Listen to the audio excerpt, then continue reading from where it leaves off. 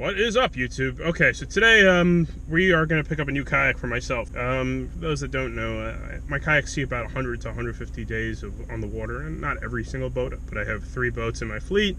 I'd say 100 days a year on average between guiding, being loaned out, and my own personal use for YouTubing.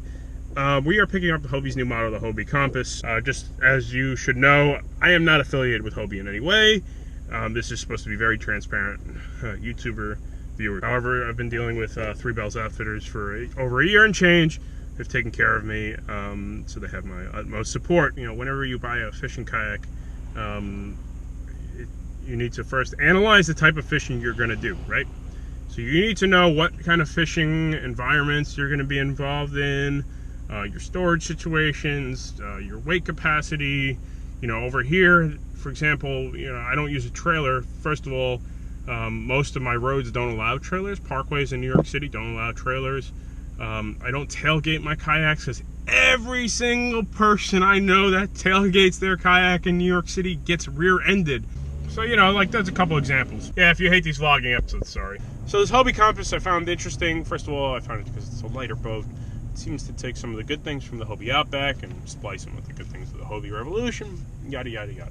You know, you got to really think about what you're going to fish, where you're going to fish, you know, boat traffic. Are you going to have to cover insane amounts of distance? There's a lot of factors that sometimes you can overlook thinking, you know, when you buy a kayak. It's still strange to me, this whole vlogging thing. I always tuned into YouTube to watch other people fish, personally.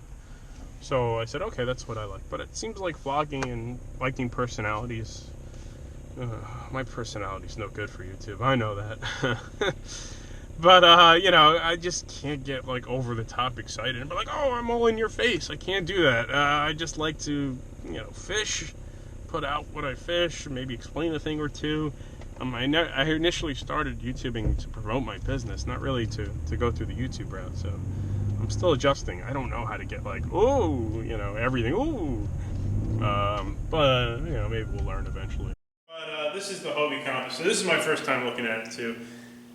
So it's got, you know, to me it's comparable to the boat I've been using, and that's the Hobie Outback. I think it's a little more ergonomic. The weight is lighter than the Outback for sure, and me, I'm always lifting my boats onto my pickup truck, onto my racks in my marina, so lots and lots of lifting comes out of me. So that to me is my first positive out of this boat. Off the top of my head, I do not know main differences between the Outback, so this is where John's gonna kind of chime in. Like you said, it's a lot like the Outback. For one, you have the different front area here. You got the net in the front and no hatch underneath. But a common mod that we do is we'll install a square hatch up in the middle here, take this round hatch and throw that in the front. You also have the built-in gear track. Cool. On either side, that really makes rigging a lot easier. Redesigned seat, redesigned steering handle, everything's kind of simplified. Simple is better if you do what I do sometimes, trust me. Right, and what was the price of the Compass? The Compass right now is retailing for $19.49 versus $25.49 for the Outback, the 2018s. Wow, things have changed since I jumped into one of these. Very cool. All right. Yeah, so now you can get into a Hobie for you know, under $2,000. I guess that was the idea, yeah. Yeah, so it's a little bit more simplified, but that's you know, you can make this into a pretty intense fishing kayak with just a couple of simple mods that we're going to do today. That's what we're going to end up doing, yeah, some mods. But I think for an all-around platform, just in general, if you're not like doing, you know, this does seem like a good multitasking platform for sure. I mean, it doesn't have, you know, if you're just doing a lot of casual fishing or some structure, I'm sure this is going to be a really, like, one of the things I'm thinking about this boat right now for my structure fishing, like tautog, scup, sea bass. This to me is going to be what I'm really actually kind of interested in doing it. So this is a shorter boat, right? It's a 12-footer, same as the Outback. Same as the Outback. Yep. So I think this will be a really good structure fishing boat. That's what I'm really looking forward to using this for, to fish some pilings, some reefs, some rock piles. I know a lot of freshwater guys use the Pro Angler. I think this might be a more attractive, you know, lightweight, easy to use option. I'd probably end up using this on a lot of my freshwater fishing too. So, all right, we're gonna start rigging it up for, you know, we're gonna put some modifications on it. John's gonna really walk through. We already spoke back and forth a little bit what we're gonna do, but you know, we're gonna flush it out right now, and I'm gonna show what John's gonna do to this boat before I take it home, and then probably tomorrow we're gonna take it for its first field test out locally by me and catch some fish. So let's get started on the mods. Most of these boats are more or less ready to fish off the shelf. I'm gonna make a few modifications on this, basically Fishfinder installation, put a few handles that'll make it easier for me to load and unload. Some maybe extra storage units, but let's go through real quickly what we're gonna do. I mean, this is my preference, everyone's got a different preference, but this is what we're gonna do with me. And then we're gonna be ready to fish it. So let's check out some of these mods. All right, some of this might seem a little excessive, but you know, it's actually, at the end of the day, it's not too much. All right, so I'm gonna put a second hatch on this boat. We got some A-trail accessories. This is a Rambo mount, so we're gonna put some extra rod holders on the boat. It only has 2 rod holders. Oh yes, I'm getting a new Fishfinder. The black and white unit is no more, unfortunately, so I'm gonna have some homework putting waypoints into here. And Fishfinder accessories, and we're putting some handles on it. I'm gonna put a A-trail. This is an A-trail, right? Yep. I'm gonna put an A-trail, so I have something for self-rescue, get a step ladder going, and then mesh pockets, some more handles for loading and unloading. These are my mods. Everybody does different things, and you're free to customize as you'd like. Shawn does a ton of customization here at the shop. Yeah, this is the showroom here, but he actually does a ton of different things here. What is the name of that place? The rigging shed. The rigging shed, yeah. So we're gonna rig up this compass for me. So here we go. So this hatch right there is gonna go to the front of the boat. It's gonna go right up there.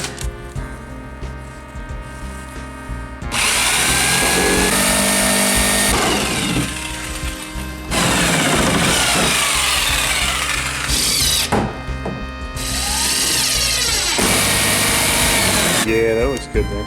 And getting a few things going here. We got our A-trail. This is going to be the position of my Fishfinder. Handles coming along.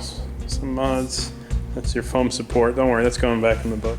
All right, so things are coming along now. So the battery's going in the front hatch. Fishfinder's live. Shawn is installing an anchor trolley now. I think this is the final accessory we're at. Right? Yep. All right, so we've completed our purchase and modifications. So there's our front hatch. Boat used to not have a hatch. That's where the battery for the Fishfinder unit goes in. Yes, I'm having a new Fishfinder square hatch. Placed an anchor trolley on here, running from the front to the back. Handles over here, an A-trail. So basically this is my version of modification. This boat does not come with a whole lot of accessories, but can be modified, so it's looking good. So next thing we're gonna pick up on is a field test, and the boat's ready for use, man. Tomorrow will be our test drive, so looks good. Like case hardened steel chain. All right, so we're on the new boat in pretty calm environment. All right, so here's your quick review on the water. Reminds me of a pro angler, which I've sat in before and didn't like. I'm not a fan of this seat, man, but some people love it, and I get it. Me, I'm too used to being lower in the water, and you know, stability's good. Don't get me wrong. I mean, the primary stability, it's like a flat surfboard. Catches wind a little hard because I'm so high up, probably, and I feel it pushing on my stern more. The tracking is not good, but it turns on a dime. However, I could see the appeal for this. The guys that like this pro angler style boat, this is a nice boat for you, man. It really is. I'm just blind casting a few shads just now, and we've hooked up something. Feels very bluefishy to me. Yeah, schoolie bass. Look at that. This is awkward right here. Okay, this is awkward.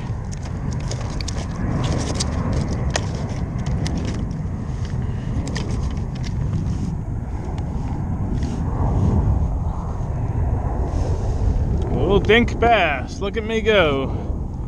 There you go.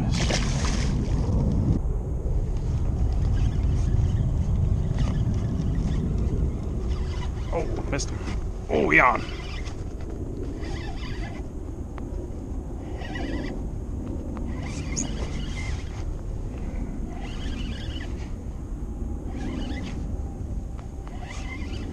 That's kind of casting into a few marks.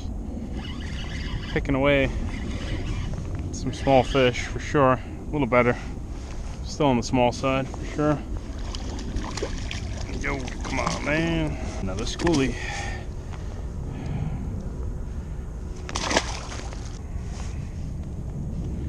Tog Candy jighead.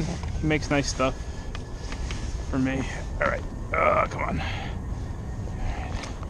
It's like I'm relearning fishing right now. I don't know how I feel about that because it just feels very new on this platform. Let's see.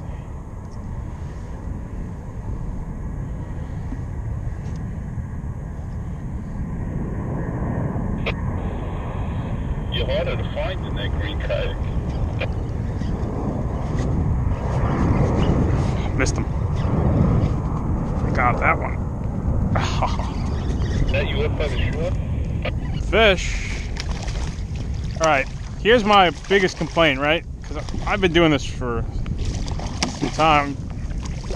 Oh, I gotta go to the hospital. I got that in my mouth. You know, for a long time I've lipped these fish, right? And the positioning is very awkward, right? And this is, you know, 22-inch bass. Oh, all right. Do me a favor. Grow into a cow. Everything's very deep. It's all swim shad fish. I haven't seen anything bust. Really much signs of life even. Hey, you gotta let that thing sink to the bottom, man. Those fish are deep. I'm gonna expect any bird action today.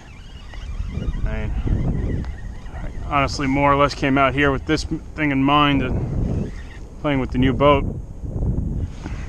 Some resident stripers, some murky water.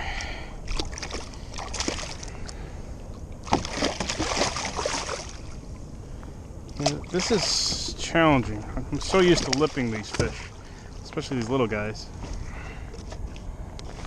because they go nuts in the kayak here. There we go.